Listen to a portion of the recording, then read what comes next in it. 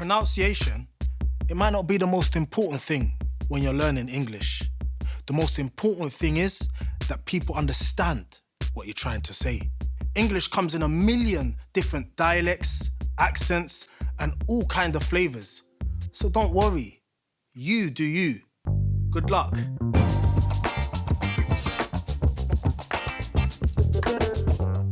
Okay, but if you would like to improve your pronunciation just a little bit, maybe I can give you some pointers.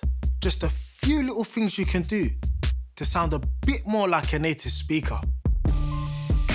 Which English pronunciations you find difficult depends on your native language. Germans, for example, roll their R's and turn their D's into T's at the end of the words.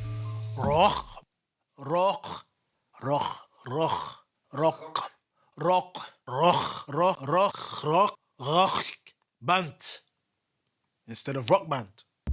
Native Arabic speakers have a difficulty with B's and P's. Spanish speakers might add an E to the word when the word starts with S. Esport instead of sports. Now, a big one for native Swedish speakers is the S.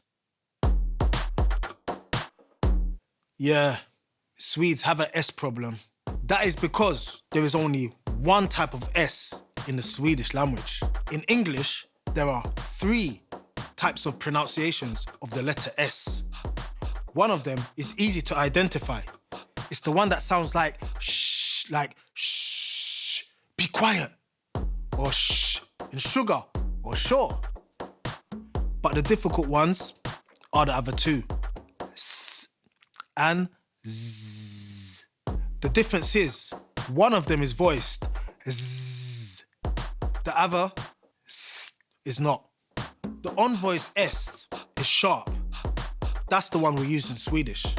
Now the voiced S is like humming and saying S at the same time.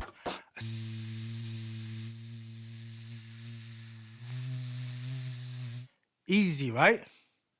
Easy, not easy. The difficult part is not how to make the sound, it's to know when to use it.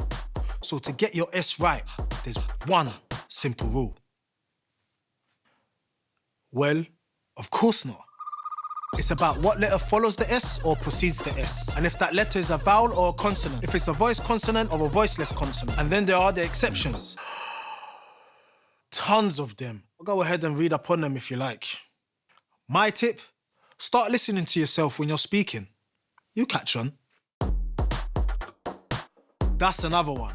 A common mistake is to pronounce a J as a Y, instead of giving it that little dj sound in the beginning. That is tricky, because sometimes it changes the meaning of what you want to say.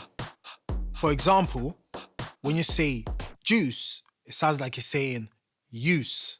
You become juiced with it. Ordinary, I used to. Maybe juice. When you have a J in the beginning of a word, it needs to have that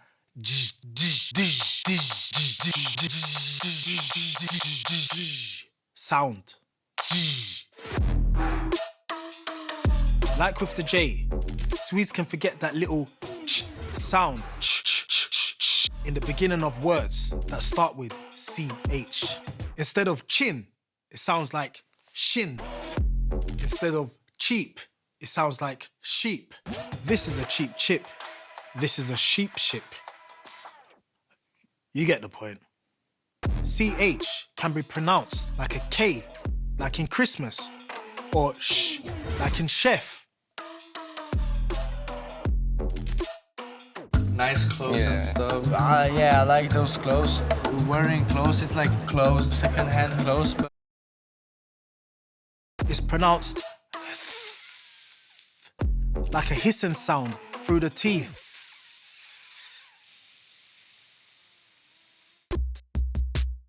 There you go. Identify the sounds that you get wrong based upon your native language and fix them. Doing so will dramatically improve your pronunciation and make you sound a little more like a native speaker.